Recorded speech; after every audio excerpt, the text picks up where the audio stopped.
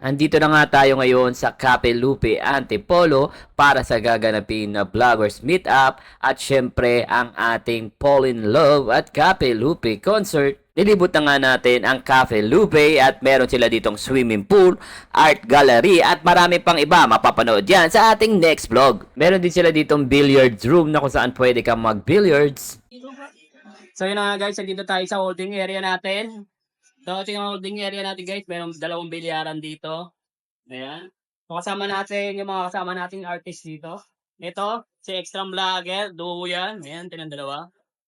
Tapos kasama natin si Ninong Jones, nagbe-billiards. Ayan, napakalupit at napakagaling yan. Siyempre, dito yung mga sikat nating ito pinaka-poging motovlogger.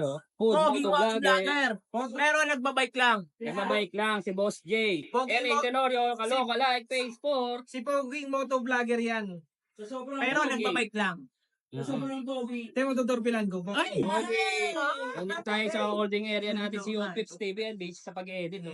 Yan, napakalupit, napaka... Uy, break. Busy din ako sa pag-edit, oh. nag-edit ka ba?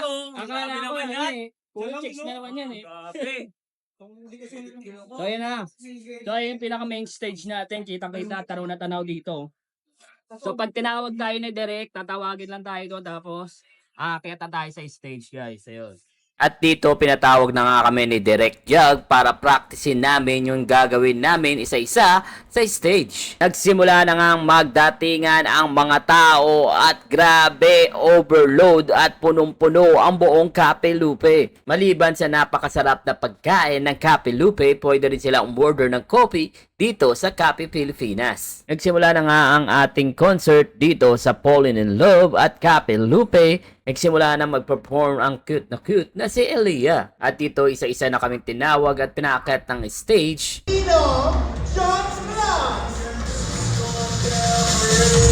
Extra Vloggers! Yo, it's Stevie!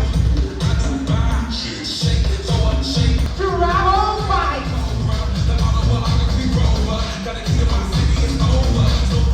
Manila Girl!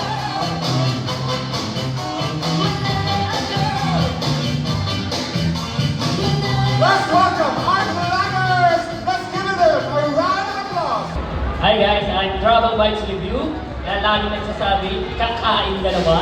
Yes! Dahil gutom na gutom tayo. And don't forget to follow my social media account on all social media network. So dito nagulat nga kami lahat dito dahil meron pa palang question and answer. Ito naman natin ang ating ibang mga kasama. Dito tayo naman sa kaliwa. So, punta ako dito.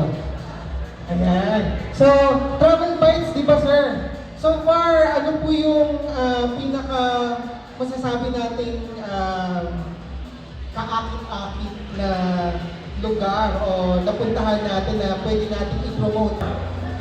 Actually, maraming magagandang lugar dito sa Pilipinas. Pero hindi na tayo lalayo pa sa Antipolo saka sa Tagaytay. Pero actually, meron din yung Cafe Lupe guys. Kung gusto nyo bumisita guys, sa Tagaytay pwede din guys. Ayan. Siyempre, Cafe Lupe guys, hindi lang po ito sa Antipolo, meron din po ibang branches.